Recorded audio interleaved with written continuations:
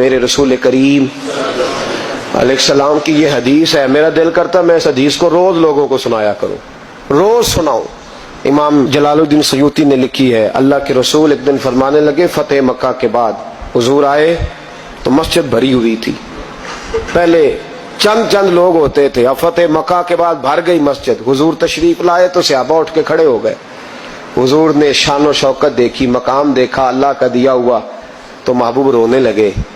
نماز مکمل ہوئی تو صحابہ نے عرض کی، حضور آج آپ رونے لگے نماز کے وقت، کیا ہوا؟ تو محبوب فرمانے لگے، مجھے میرے ماں باپ کی یاد آ گئی۔ ایک حدیث میں صرف اماں کے لفظ ہیں، ایک جگہ فرمایا مجھے اپنے، اور فرمایا میرا دل کرتا تھا کاش آج وہ دونوں یا دونوں میں سے ایک ہی موجود ہوتا۔ فرمایا میری اماں موجود ہوتی، میں تمہیں نماز پڑھانے آتا، میں سورہ فاتحہ آدھی پڑھ لیتا۔